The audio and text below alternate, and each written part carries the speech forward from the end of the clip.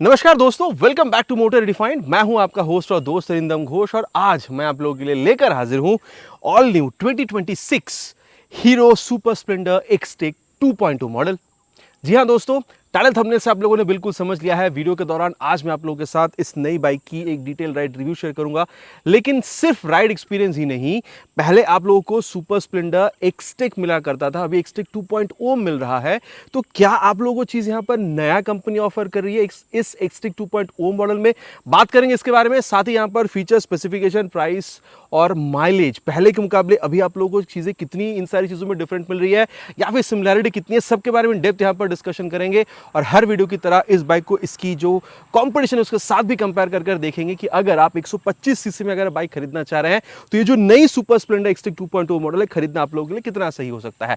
और दोस्तों, आगे बढ़ने से पहले very special thanks to GP auto centre, Krishnanagar, West Bengal for providing me this bike, ताकि मैं आप लोगों तक यहां पर ये रिव्यू पहुंचा सकूं। वेस्ट बंगाल के कृष्णनगर या आसपास के में अगर आप रहते हैं, कोई भी आप लोग यहां पर हीरो या फिर आप हाल ही की प्रोडक्ट खरीदना चाहते हैं, शोरूम को आप लोग डेफिनेटली कांटेक्ट कर सकते हैं। डिटेल्स ऑलरेडी आप लोगों ने अपने स्क्रीन पर देख लिया। तो चलिए दोस्तों, शुरू करते हैं। दोस्तों, रिव्यू की शुरुआत वॉक अराउंड के साथ करेंगे। सबसे पहले हर वीडियो की तरह जो की है ये आप लोग देख लीजिए। हीरो की ब्रांडिंग के साथ नॉर्मल की जैसे पहले भी आप लोगों ने देखा था, अभी भी आप लोगों को यहाँ पर सेम मिल रहा है। मतलब एक्सटेक में जो था, एक्सटेक 2.0 में भी सुपर स्प्लेंडर की आप लोगों को चीज़ सिमिलर मिल रही है। सबसे पहला और विजिबल डिफरेंस जो आप लोगों को दिखेगा वो है कलर। पहले 4 मिलता था, अभी आप लोगों को 5 कलर मिल रहा है। अब मैं कलर में भी बहुत ज़्यादा नहीं कहूँगा मेन डिफरेंस आप लोगों को ये जो स्टिकरिंग है यहाँ पर आप लोगों को बिल्कुल दिखेगा। और through out the walk around आप लोगों को 360 भी उसकी मिल जाएगी। मतलब स्टिकरिंग में यहाँ पर मेन जो चेंज है एक्सटेक के मुकाबले एक्सटेक 2.0 मॉडल में सुपर स्प्लेंडर की आप लोगों को यहाँ पर मिलने वाली है। तो पहले 4 कलर, अभी आप लोगों को 5 कलर मिल रहा है। और सबसे बड़ा अपडेट जो यहाँ पर आपको मिल रहा है वो है इसकी इंजन में। पहले आप लोगों को यहाँ पर एक स्टार्टर मोटर मिला करता था, यहाँ पर सेल्फ मोटर आप कह सकते हैं, उसको भी कंपनी ने हटा दी है। बाकी आप इसको ISG कह सकते हैं, जिसकी वजह से आप कह सकते हैं कि यहाँ पर आप लोगों को अभी साइलेंट स्टार्ट मिलेगा। एक बार आवाज़ आप लोग सुन लीजिए। ये देखिए, जैसे आप स्टार्ट कर रहे हैं मोटर का कोई साउंड आपको नहीं मिलेगा। एक बार दोबारा मैं ऑफ करके ऑन करूं, ये देखिए, ये देखिए, मतलब आराम से स्टार्ट हो जा रही है, साइलेंट। मतलब मोटर का यहाँ पर कोई साउंड आपको मिल ही नहीं रहा है। ठीक है, बाकी एग्जॉस्ट साउंड जो आगे मैं आप लोगों को यहाँ पर बिल्कुल सुनाऊंगा। और कंपनी पहले 65 के आसपास यहाँ पर क्लेम करती थी माइलेज। अभी अगर आप वेबसाइट पर चेक करेंगे तो 75 के एमपीएल भी कंपनी यहाँ पर बिल्कुल क्लेम करती है। नेक्स्ट अगर आप लोग यहाँ पर अपडेट देख रहे हैं, पहले किल स्विच नहीं था, अभी कंपनी ने किल स्विच ला दिया है। पहले ये वाली बटन आप लोगों को थोड़ी सी डिफरेंट मिला करती थी, हाई लो बीम का, इसको कंपनी ने चेंज कर दिया है। यहाँ पर पहले सी टाइप आप लोगों को मिलता नहीं था चार्जर, ये सी टाइप चार्जर जो ये आप लोगों को बिल्कुल मिल रहा है। अब इतनी सारी अगर चेंज हुई है तो प्राइस का बढ़ना भी लाजमी है। जी हाँ, प्राइस बढ़ा है, लेकिन बहुत ज़्यादा नहीं, बस 2000 रुपये आप लोगों को यहाँ पर अभी एक्स्ट्रा पे करना होगा, चाहे आप बेस मॉडल देख रहे हो या फिर टॉप मॉडल एक्सटेक के मुकाबले एक्सटेक 2.0 मॉडल में। अब कितनी आप पहले पे कर रहे थे यहाँ पर base model, mid, top model में, कितनी यहाँ पर आप पे करेंगे, एग्जैक्ट प्राइस जो है इसके बारे में बात करेंगे। लेकिन उससे पहले समझ रहे थे कि ओवरऑल चीज़ें कंपनी हमें यहाँ पर ऑफर क्या क्या करती है। एक बार अगर मैं इसको ऑफ करके ऑन करूँ तो आप लोग देख सकते हैं, इसको कंपनी HIPL कहती है, हाई इंटेंसिटी पोजिशन लैंप। आसान भाषा में कहा जाए तो ये DRL है जो आपको LED में मिल रहा है। बाकी LED का ब्रांडिंग जो है ये भी आप लोगों को अंदर बिल्कुल यहाँ पर दिख रहा है। अब अगर मैं यहाँ पर इसकी जो इग्निशन है इसको अगर ऑन करूँ तो आप देख सकते हैं ये भी आप लोगों को जलता हुआ दिख रहा है। और हाई बीम, लो बीम, पास लाइट आप लोगों को यहाँ पर मिल जाएगा। तो ये हो गया हाई बीम, ये हो गया लो बीम, और पास लाइट आप लोग यहाँ पर कुछ इस तरीके से ऑपरेट भी कर सकते हैं। और मैंने ऑलरेडी कहा था किल स्विच है, तो ये देखिए, ये जैसे मैं इसको प्रेस कर रहा हूँ तो यहाँ पर ये बंद भी हो जाती है। बाकी पहले की तरह अभी भी आप लोगों को यहाँ पर ये जो बल्ब टर्न इंडिकेटर है ये आप लोगों को यहाँ पर बिल्कुल मिल जाता है। अब इसको हम लोग यहाँ पर कर देते हैं बंद। इसके अलावा अगर आप लोग सस्पेंशन देख रहे हैं, पहले जैसे ही आप लोगों को 30-31 mm तक का यहाँ पर जो डिस्को-बिग फोक है ये आप लोगों को मिल जाएगा। काफ़ी आप कह सकते हैं अच्छी क्वालिटी के साथ यहाँ पर फाइबर वाला मडगार्ड जो ये भी आप लोगों को मिल जाएगा। टायर अगर आप लोग देख रहे हैं या फिर अगर आप लोग ब्रेकिंग देख रहे हैं, ये भी पहली जैसे ही है। आप लोग देख सकते हैं 80/100 सेक्शन तक का tyre with 18 inches of alloy wheel, जो कि आप देख सकते हैं यहाँ पर ये JK टायर के ओर से जो है आप लोगों को यहाँ पर कंपनी बिल्कुल ऑफर कराती है। ये पहली जैसी है। इनफैक्ट अगर आप लोग देख रहे हैं तो कॉमी ब्रेकिंग सिस्टम, रियर ब्रेक के अप्लाई करने पर फ्रंट ब्रेक का भी अपने आप अप्लाई हो जाना, ताकि ब्रेकिंग को और बेहतर बनाई जा सके, ये भी पहले जैसे ही आप लोगों को मिल रहा है। और जैसे मैं कह रहा था बेस मॉडल, टॉप मॉडल, ये आज मैं बेस मॉडल लेकर आया क्योंकि अभी तक हमारे यहाँ टॉप मॉडल लेवल नहीं हुई है। यहाँ पर आप लोगों को पहले जैसे 130 तक का ड्रम ब्रेक वाला वेरिएंट भी मिल रहा है। और साथ ही अगर आप लोग डिस्क ब्रेक पर जाते हैं 2000 रुपये और वहाँ पर आपको ज़्यादा पे करना होता है, तो वहाँ पर मोटा मोटा आप लोगों को 240 तक का जो डिस्क ब्रेक है वो भी आप लोगों को बिल्कुल मिल जाता है। बाकी थोड़ी सी यहाँ पर कंपैरिजन कर लेते हैं। अगर आप लोग यहाँ पर SP 125 देख रहे हैं, शाइन 125 देख रहे हैं, अगर आप लोग ग्लैमर OG मॉडल देख रहे हैं, या फिर अगर आप लोग ग्लैमर X देख रहे हैं, फिर अगर आप लोग रेडर तक भी देख रहे हैं, तो सब में आप लोगों को ये टेलीस्कोपिक फोक जो है वही आप लोगों को मिल जाएगा। बाकी देखिए, अगर आप लोग CB 125 हॉर्नेट पे या फिर एक्सट्रीम पे जा रहे हैं तो वो स्पोर्टी बाइक बन जाती है। वैसे तो रेडर भी है, लेकिन फिर भी मैं रेडर की कंपैरिजन भी आपको बता रहा हूँ, ठीक है। तो इन ये जो सारी मैंने आपको बाइक के बारे में बताई है, तो वहाँ सब में आप लोगों को टेलीस्कोपिक फोक जो है वो आप लोगों को बिल्कुल मिल जाता है। इनफैक्ट अगर आप लोग यहाँ पर अगर आप लोग टायर भी देखते हैं तो सारी ही बाइक में सिर्फ रेडर में आप लोगों को 17 इंच की मिल रही है। बाकी और जो सारी बाइक मैंने कहा है, SP, shine, glamour, OG, X, सब में आप लोगों को 18 इंच के एलॉय के साथ सिमिलर आप लोगों को टायर का जो सेटअप है वहाँ पर भी आप लोगों को बिल्कुल मिल जाता है। बाकी अगर आप लोग यहाँ पर इंजन देख रहे हैं, चेन जो है वो मैंने आप लोग को यहाँ पर ऑलरेडी बताई है, लेकिन अब मैं आप लोगों को जो कॉन्फ़िगरेशन है वो भी यहाँ पर बता देता हूँ। पावर टॉक में यहाँ पर आप लोगों को वैसे कोई चेंज जो है समझ में आने वाला नहीं है। यहाँ पर आप लोगों को 124.7 cc single cylinder air cool filter engine जो है ये आप लोगों को बिल्कुल मिलेगा। आप देख सकते हैं सिलेंडर जो है यहाँ पर ये जो फिन्स वगैरह ब्लैक कलर में रखी गई है, और यहाँ पर ये जो निचला पोर्शन है जहाँ पर हीरो की 3D ब्रांडिंग है, ये आप लोगों को थोड़ा सा सिल्वर टाइप की जो फिनिश है इसमें आप लोगों को मिलेगा। मतलब ये ग्लॉसी फिनिश है। बाकी किक स्टार्ट जो है कंपनी पहले भी रखती थी, अभी भी कंपनी ने इसको हटाई नहीं है। बाकी पावर फिगर मैंने ऑलरेडी कहा था कि पहले जैसी आप लोगों को मिल जाएगा। 10.7 bhp, ऑलमोस्ट 10.89 PS तक का पावर विद 10.6 Nm टॉर्क जो है ये आप लोगों को यहाँ पर बिल्कुल मिल जाता है। बाकी अगर आप लोग SP 125 से कंपेयर करते हैं तो वहाँ पर भी सिमिलर पावर है 10.8 PS तक का, लेकिन टॉर्क वहाँ पर हल्की से ज़्यादा है 10.9 Nm तक। इनफैक्ट अगर आप लोग शाइन में भी जाते हैं ऑलमोस्ट सिमिलर ही चीज़ वहाँ पर भी मिलता है। SP 125 की तरह 10.7 PS की पावर, और टॉर्क वहाँ पर आप लोगों को 11 Nm तक का मिल जाता है। ग्लैमर में भी अगर आप लोग देख रहे हैं OG मॉडल में, तो भी आप लोग को सिमिलर ही चीज़ मिलता है। 10.5 PS तक का पावर 10.4 Nm टॉर्क के साथ आप लोग को मिल जाता है। लेकिन अगर आप लोग ग्लैमर X में जाएंगे, वहाँ पर पावर में आप लोग को हल्का सा डिफरेंस दिखेगा। जो यहाँ पर 10.7 है वहाँ पर 11.5 PS तक का मिल जाता है 10.5 Nm टॉर्क के साथ। बाकी अगर आप लोग रेडर में जाते हैं, अगेन कहूँगा स्ट्रेट कॉम्पिटिशन तो नहीं है, वो स्पोर्टी बन जाती है, लेकिन फिर भी वहाँ पर भी आप लोगों को पावर इसके मुकाबले ज़्यादा ही मिलेगा 11.4 PS तक का, ठीक है। तो ये मैंने आप लोगों को इंजन के बारे में बताया। बाकी यहाँ पर जो एग्जॉस्ट है पहले जैसी ही रखी गई है। मफलर कवर आप लोग देख सकते हैं मेटालिक है और क्रोम एलिमेंट का इस्तेमाल यहाँ पर हुआ है। आवाज़ में आप लोग को सुना देता हूँ।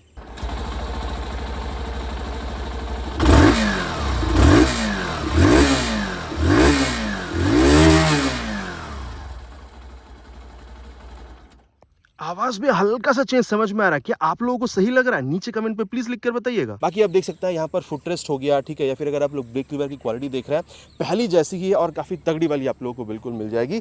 एक बार फिर अगर मैं यहाँ पर की को ऑन करूँ तो अगर आप लोग इसकी यहाँ पर ये टेल लैम्प देखते हैं तो इसको भी कंपनी ने पहले जैसे ही रखी हुई है। फ्रंट की तरह रियर में भी बल्ब टर्न इंडिकेटर जो है ये आप लोगों को बिल्कुल मिल जाएगा। नंबर प्लेट लगाने की जगह रिफ्लेक्टर आप लोगों को यहाँ पर बिल्कुल मिल रहा है, और मडगार्ड जो है कुछ इस तरीके से आप लोगों को यहाँ पर बिल्कुल दिखने वाला है। बाकी अगर मैं आप लोगों को यहाँ पर टायर के बारे में बताऊं तो ऐसे कहा जा रहा है कि इस टायर को थोड़ा सा इस तरीके से डिज़ाइन कराया गया ताकि फ्रिक्शन यहाँ पर कम हो पहले के मुकाबले अगर देखा जाए तो। बाकी सेटअप देखिए सेम है, 90/90 सेक्शन तक का tyre with 18 inches of alloy wheel आप लोगों को यहाँ पर सेम मिल जाएगा। 130 mm तक का यहाँ पर ड्रम ब्रेक आपको मिल रहा है, और एडजस्टेबल आप लोग देख सकते हैं डुअल हाइड्रोलिक शॉक अब्जॉर्बर जो है ये भी आप लोगों को बिल्कुल यहाँ पर मिल जाएगा।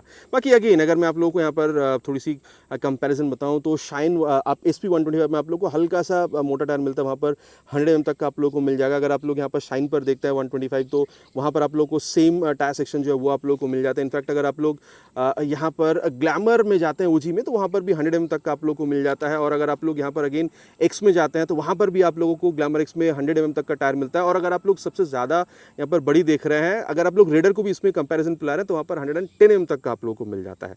तो यहाँ पर आप कह सकते हैं 90 mm तक का मिलेगा, और इसमें डायरेक्ट कॉम्पिटिशन आप देख सकते हैं शाइन जहाँ पर आप लोग को सिमिलर मिल जाता है, ठीक है। बाकी अगर आप लोग देख रहे हैं तो 130 mm तक का ड्रम ब्रेक, चाहे आप लोग यहाँ पर शाइन देख रहे हैं 125 SP 125 या फिर ग्लैमर X सब में आप लोग को 130 mm तक का जो ड्रम ब्रेक है वो आप लोग को मिल जाएगा। बाकी अगर आप लोग रेडर में जाते हैं तो वहाँ पर अगर आप लोग डिस्क वाले मॉडल पर जा रहे हैं तो वहाँ पर 200 mm तक का डिस्क आप लोग को मिल जाता है। बाकी सिर्फ रेडर में आप लोगों को आप कह सकते हैं आप लोग को मोनोशॉक मिलता है। इसके अलावा और जो सारी बाइकों के बारे में मैं आपको बता रहा हूँ वहाँ पर डुअल हाइड्रोलिक शॉक अब्जॉर्बर ही आप लोगों को बिल्कुल मिलता है। अब अगर मैं आप लोग को यहाँ पर इस साइड पोर्शन के बारे में बताऊँ तो यहाँ पर आप लोगों को ये साड़ी गार्ड और जो लेडीज फुटरेस्ट है आप लोग को इंटीग्रेटेड मिलेगा। खर्चा आपको इसके लिए नहीं करना होगा। बाकी यहाँ पर आप लोगों को क्लोज चेन सिस्टम जो ये मिलता है, तो चेन की वजह से बहुत ज़्यादा खर्चा आपको नहीं करना है। Main stand, side stand with side stand, engine cut off sensor ये भी आप लोगों को मिल जाएगा। हिल एंड टो शिफ्टर आप लोगों को यहाँ पर दोनों मिल रहा है, और आप लोगों को 5 स्पीड गियर बॉक्स ही मिल जाएगा 1 डाउन 4 अप। और इसको आगे हम लोग आगे टेस्ट भी करने वाले हैं कि ये जो मोटर वगैरह बदली है यहाँ पर अभी आप लोगों को आप कह सकते हैं जो मैग्नेट है वो मिल रहा है, तो इस वजह से यहाँ पर क्या आप लोगों को कोई चेंज मिल रहा है, वाइब्रेशन हो गया, फिर एक्सेलरेशन वगैरह में क्या होती है, इस बारे में आगे हम लोग चलते हुए बात राइड के दौरान बिल्कुल करेंगे। बाकी अगर आप लोग सीट देख रहे हैं तो कुछ इस तरीके से जो स्टिचिंग वगैरह है ये आप लोगों को यहाँ पर बिल्कुल मिल जाएगा। और ग्रैब हैंडल पहले जैसे ही है, सीट भी पहले जैसे ही है, टू बी स्पेसिफिक, यहाँ पर भी चेंज हुआ नहीं है। अगर आप लोग इसकी हाइट देख रहे हैं तो 788 mm तक का आप लोग यहाँ पर जो सीट हाइट है ये आप लोगों को मिल रहा है। पहले आप लोगों को 793 mm तक का मिलता था, तो हल्का सा यहाँ पर घटाया गया। इनफैक्ट इसको भी आप लोग यहाँ पर चेंज मान सकते हैं। इसके अलावा 12 लीटर तक का टैंक कंप्लीटली मेटालिक जो पहले आप लोगों को मिलता था अभी भी आप लोगों को यहाँ पर बिल्कुल ही सेम मिल जाएगा। ठीक है, 820 एनाबल्ड है। और यहाँ पर माइलेज ऑलरेडी मैंने कहा है, पहले करीबन 65 कंपनी क्लेम करती थी, अभी कंपनी 75 भी क्लेम कर रही है। ठीक है, तो आप मोटा मोटा वही अराउंड 60 तक तो मानकर चल ही सकते हैं। इसके अलावा ग्राउंड क्लियरेंस आप लोगों को यहाँ पर 170 mm का मिल रहा है, जो पहले आपको 180 mm तक का मिला करता था। और वेट में भी आप लोगों को बहुत ज़्यादा फर्क यहाँ पर नहीं दिखेगा। पहले 122 से 23 किलोग्राम का था, अभी यहाँ पर आप लोग को 121 किलोग्राम, मतलब 1 से 2 किलोग्राम आप कह सकते हैं कि यहाँ पर ओवरऑल वेट जो है इसको कंपनी ने यहाँ पर घटाया है। बाकी अगर आप लोग यहाँ पर सीट की हाइट देख रहे हैं तो एसपी में 790 है, तो यहाँ पर हल्की सी कम है। इनफैक्ट अगर आप लोग शाइन 125 पर भी जा रहे हैं, वहाँ पर भी हल्की सी ज़्यादा है, 791 mm तक का। ग्लैमर ओजी पर जा रहे हैं तो वहाँ पर भी ज़्यादा है, 793। इनफैक्ट अगर आप लोग एक्स पर जा रहे हैं ग्लैमर की, वहाँ पर भी 790 है, तो हल्की सी यहाँ पर आप लोग को इन सारी मॉडल से कम ही दिख रहा है। बाकी अगर आप लोग रेडर में जाते हैं, अगेन कहूँगा डायरेक्ट कॉम्पिटिशन तो नहीं है, लेकिन फिर भी अगर आप कंपैरिजन पर ला रहे हैं तो वहाँ पर भी सिमिलर जो सीट हाइट है वो आप लोगों को बिल्कुल मिल जाता है। अब ये जो पेट्रोल टैंक मैं आप लोगों को बता रहा हूँ, ये आप लोगों को आप कह सकते हैं पहले जैसे 12 लीटर आप लोगों को मिला था, अभी भी आप लोगों को यहाँ पर सेम ही मिल रहा है। लेकिन अगर आप ये जो कंपैरिजन में सारी बाइकें बता रहा हूँ, इससे आप लोगों को यहाँ पर ज़्यादा ही मिल रहा है। ठीक है, बाकी हाँ, अगर आप लोग ग्राउंड क्लियरेंस देख रहे हैं तो आप लोगों को रेडर में 180 मिलता है, यहाँ पर अभी पहले 180 मिल रहा था, अभी 170, ये मैंने आप लोगों को यहाँ पर बता दिया। इनफैक्ट अगर आप लोग वेट भी देख रहे हैं तो सबसे हल्का आप लोग यहाँ पर शाइन 125 में मिल जाता है, 113 किलोग्राम तक का। और अब मैं आप लोगों को यहाँ पर इसकी जो हैंडल बार या फिर मीटर कंसोल है इस बारे में आप लोगों को बता देता हूँ। यहाँ पर वैसे कोई चेंज आप लोगों को मिल नहीं रहा है। बाकी हीरो की यहाँ पर जो ब्रांडिंग है ये आप लोगों को दिख रहा है। हाई बीम लो बीम इसमें चेंज ऑलरेडी मैंने बताया है। पास लाइट का स्विच, यहाँ पर आप लोग को हैजार्ड लैंप का स्विच जो ये भी मिल जाएगा, पहले भी आप लोगों को मिला करता था। टर्न सिग्नल और ठीक ठाक है, बहुत ज़्यादा लाउड नहीं कहूँगा। ये i3s है, ठीक है, intelligent start system for better mileage. इसको आगे हम लोग चलते हुए टेस्ट भी करेंगे। किल स्विच नया आया है, स्टार्ट यहाँ पर हम लोग इंजन को इस स्विच के साथ कर सकते हैं। ऑलरेडी मैंने आप लोगों को जो इंजन साउंड है वही बताई है। बाकी C type mobile charging port पहले जो आपको यूज मिलता था ऑलरेडी मैंने आपको बताया है। बाकी अगर मैं यहाँ पर इसको ऑफ करके ऑन करूँ तो आप लोग देख सकते हैं कंप्लीटली डिजिटल है, प्लस यहाँ पर आप लोगों को ब्लूटूथ भी मिलता है। तो अगर आप लोग हीरो की राइट कनेक्ट ऐप को मोबाइल में डाउन इंस्टॉल करके थ्रू ब्लूटूथ इसके साथ अगर आप लोग जोड़ते हैं तो टर्न बटन नेविगेशन भले आप लोग इस्तेमाल ना कर सकते, लेकिन कॉल SMS अलर्ट जो है आप लोग डेफिनेटली यहाँ पर इस्तेमाल बिल्कुल कर पाएंगे। और यहाँ पर मोड का जो बटन है ये भी आप लोगों को मिल जाता है। साथ ही आप देख सकते हैं यहाँ पर जो स्पीडोमीटर है, ओडोमीटर, ये आप लोगों को दिख रहा है। यहाँ पर रियल टाइम माइलेज इंडिकेटर, ठीक है। और अगर आप लोग इस मोड बटन का इस्तेमाल कर रहे हैं तो यहाँ पर ट्रिप पे ट्रिप भी जो है ये आप लोगों को यहाँ पर बिल्कुल दिख जाता है। बाकी ये जो रियल टाइम माइलेज इंडिकेटर है ये आगे मैं आप लोगों को राइड करते वक्त इसकी है मैं आप लोगों को टेस्ट भी करके बताऊंगा। बाकी मिरर अगर आप लोग देख रहे हैं यहाँ पर थोड़ी सी वो राउंडेड शेप की जो है ये आप लोगों को बिल्कुल यहाँ पर मिल रहा है। बाकी देखिए, अगर मैं आप लोगों को यहाँ पर प्राइस बताऊं तो जैसे मैंने पहले ही कहा था कि एक्सटेक के मुकाबले एक्सटेक 2.0 में चाहे बेस मॉडल या फिर टॉप मॉडल 2000 रुपये तक यहाँ पर इंक्रीज़ हुआ है। तो इस मॉडल को आप लोग 1,10,000 के आसपास इसकी जो ऑन रोड प्राइस है ये आप लोग बिल्कुल मानकर चल सकते हैं। लेकिन अगर आप लोग डिस्क मॉडल में जाते हैं जहाँ पर फ्रंट पर आप लोग को 240 तक का डिस्क मिलेगा, वहाँ पर आप लोग को 1,12,000 से 13,000 रुपये तक पे करना हो सकता है। ठीक है, ये मैंने अप्रॉक्स प्राइस बताया। एग्जैक्ट प्राइस जानने के लिए आपको आपके नियरेस्ट यहाँ पर जो शोरूम है वहाँ पर कॉल करना होगा, या फिर अगर आप जानना चाहते हैं नीचे आप कमेंट पर लिखकर बताइएगा आपके एरिया में, आप लोगों को यहाँ पर प्राइस के साथ रिप्लाई करने की पूरी कोशिश करूँगा। बाकी बात कर चुके हैं बहुत ज़्यादा कि इस बाइक में क्या मिल रहा है, क्या चेंज हुआ है। अब चलिए चलते हैं यहाँ पर राइड पर और फिर समझने की कोशिश करते हैं यहाँ पर इंजन में जो छोटा सा चेंज हुआ है क्या इस वजह से आप लोगों को राइड में कोई डिफरेंस यहाँ पर समझ में आता है या नहीं। तो यहाँ पर राइड रिव्यू की शुरुआत करेंगे with this new 2026 Hero Super Splendor Xtec 2.0 model की। ठीक है, और देखिए सीट पर जब आप लोग बैठ रहे हैं तो ये 70-80 mm तक का जो सीट हाइट ऑलरेडी मैंने आप लोगों को यहाँ पर वॉक अराउंड के दौरान बताया था, ये पहले से आप लोगों को हल्का सा डाउन मिलेगा, बट उस वजह से बहुत ज़्यादा यहाँ पर जो सीट में यहाँ पर डिफरेंस आपको फील हो रहा है ऐसा बात नहीं है। बाकी देखिए आप ऑलमोस्ट अपराइट ही यहाँ पर बैठ रहे हैं, हैंडल बार भी थोड़ी सी ऊँची आपको मिल रही है, सीट कंफर्टेबल है, बहुत ज़्यादा सॉफ्ट नहीं है, बहुत ज़्यादा हार्ड नहीं है, और स्पेस चाहे आप बैठ रहे हो पिलियन के साथ बैठ रहे हो काफ़ी बढ़िया स्पेस आपको मिल जाएगा, और पकड़ के बैठने के लिए ग्रैब हैंडल भी काफ़ी सही है। और सीट हाइट के हिसाब से अगर आपकी हाइट 5'3'4" तक की भी है ना तो भी आप लोग इस बाइक को राइड कर पाएंगे। मेरे हिसाब से बहुत ज़्यादा प्रॉब्लम आपको होनी नहीं चाहिए। और चलिए अब यहाँ पर इसकी जो राइड है इसकी यहाँ पर शुरुआत करते हैं। और ये फर्स्ट गियर पर मैंने डाल दिया, गियर इंडिकेटर यहाँ पर मिसिंग है, टैकोमीटर मतलब RPM मीटर यहाँ पर आप लोगों को मिसिंग मिल रहा है। और ये सेकेंड गियर, थर्ड गियर, देखिए इनिशियल में आप लोगों को पिछले मॉडल के मुकाबले अगर आप लोग देख रहे हैं यहाँ पर ये जो ISG आई है, मतलब क्वाइट स्टार्ट यहाँ पर हो रही है, साइलेंट स्टार्ट, इस वजह से बहुत ज़्यादा डिफरेंस तो नहीं कहूँगा, लेकिन शायद हल्के से आप लोगों को यहाँ पर बेहतर रिस्पांस मिल रहा है पिछले मॉडल के मुकाबले। ऐसा बहुत ज़्यादा डिफरेंस नहीं है, 19-20 का आप लोग यहाँ पर फर्क कह सकते हैं। अगर आप लोग क्लच देख रहे हैं, इस on the mid side, soft नहीं है, हार्ड भी नहीं है। बाकी अगर आप लोग गियर शिफ्टिंग देख रहे हैं तो हल्के से एफर्ट के साथ यहाँ पर आप या जो डाउन शिफ्टिंग है वो भी आप लोगों को होती हुई नजर आएगी। बाकी चलिए, अब गियर और इन क्लच के बारे में बात हो रही है, इसकी जो एक्सीलरेशन टेस्ट है वो भी कंप्लीट करते हैं, फिर यहाँ पर इसकी जो परफॉर्मेंस है उसके बारे में आगे बात करते हैं। Will start the acceleration test with 3 horns. Full throttle, 60 crossed, 80 crossed. Let's see. On 5th gear now, and 100 crossed. अब देखिए दोस्तों, सीधी सी बात कहना पड़ेगा, वाइब्रेशन अगर आप देख रहे हैं, मैं कहूँगा पहले की तरह ही है। बहुत ज़्यादा डिफरेंस आप लोगों को यहाँ पर समझ में आ नहीं रहा, लेकिन वही जो साइलेंट स्टार्ट वाला जो मैटर था वो मैंने आप लोगों को ऑलरेडी यहाँ पर सुना दी थी वॉक अराउंड के दौरान ही।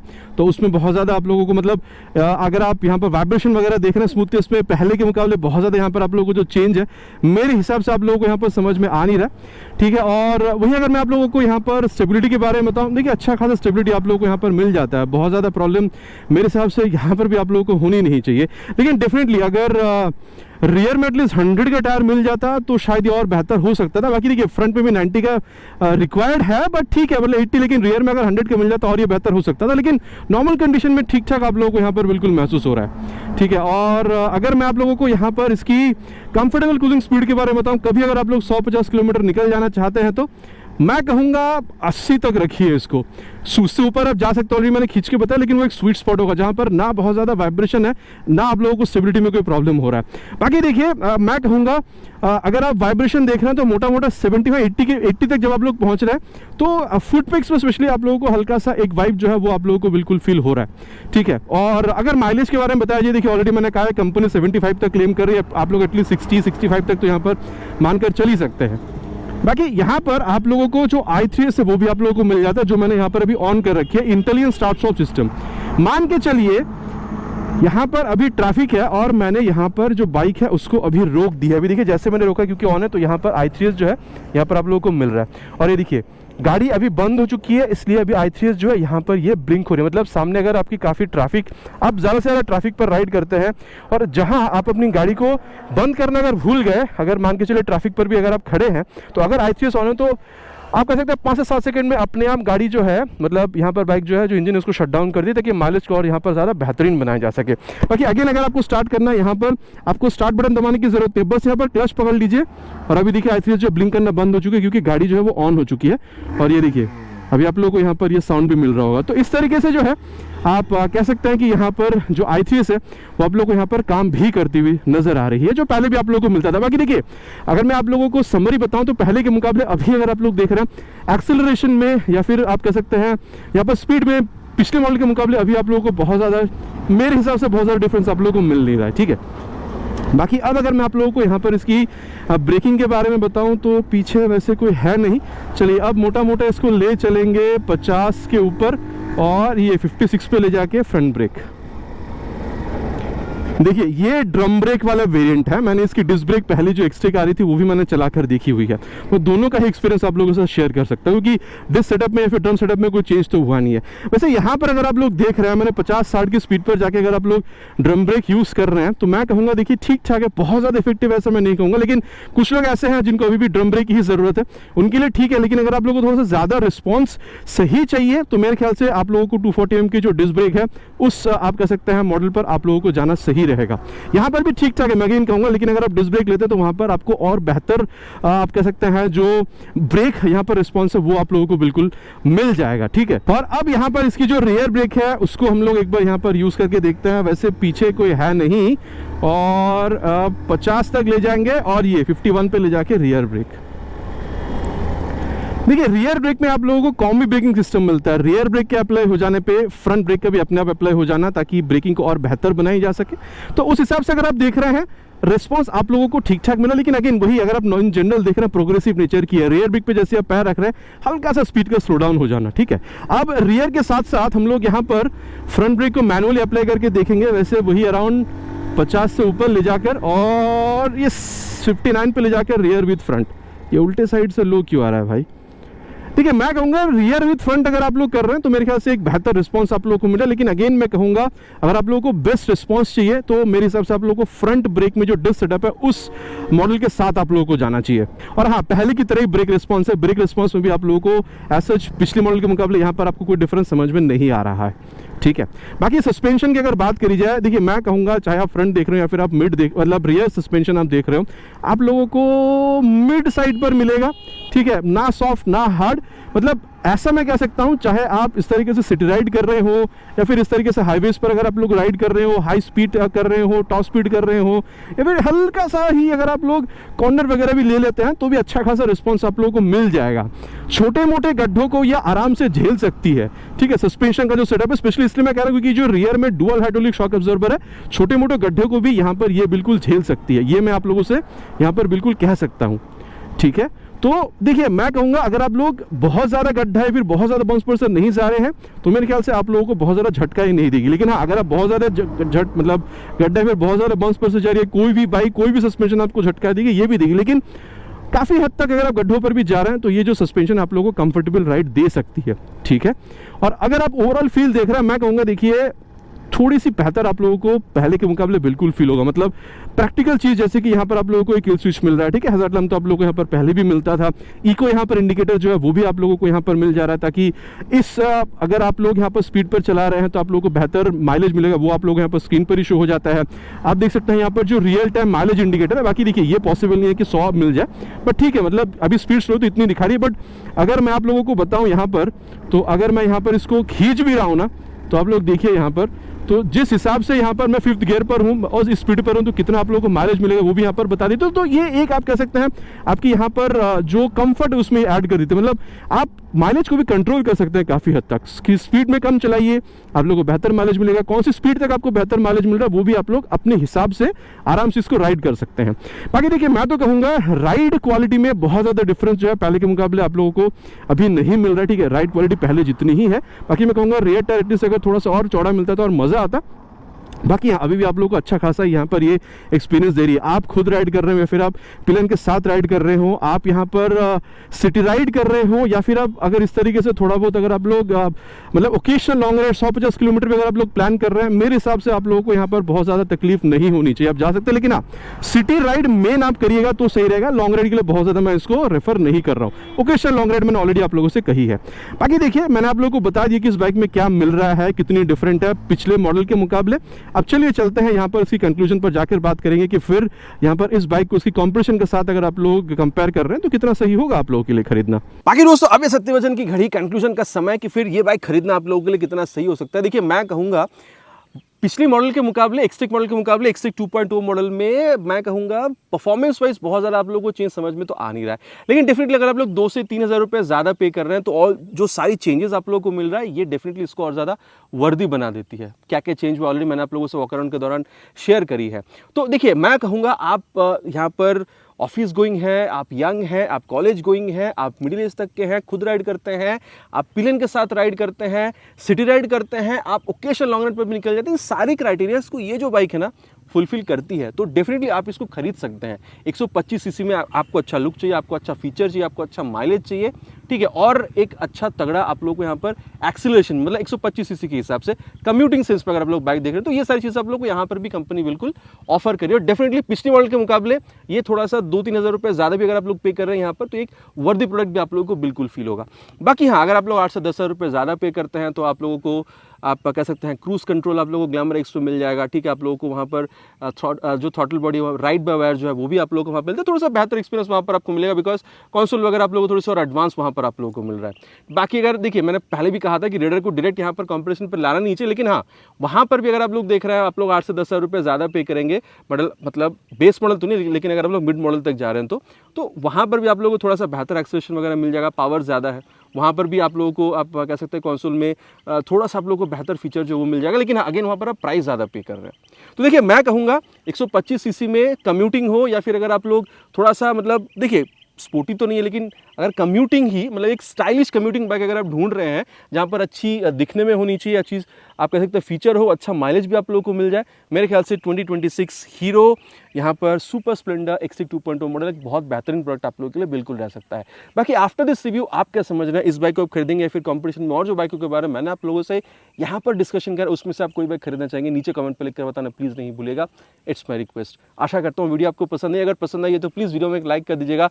चैनल पर पहली बार आ रहे हैं तो सब्सक्राइब करके बेल बटन को ऑल पे करना प्लीज़ नहीं भूलेगा। It's my request again. बहुत दिन मुलाकात होगा आप लोगों के चैनल पर इसी तरीके से एक नया वीडियो में बाइक का स्कूटर के साथ। Till then ride safe and जय हिंद।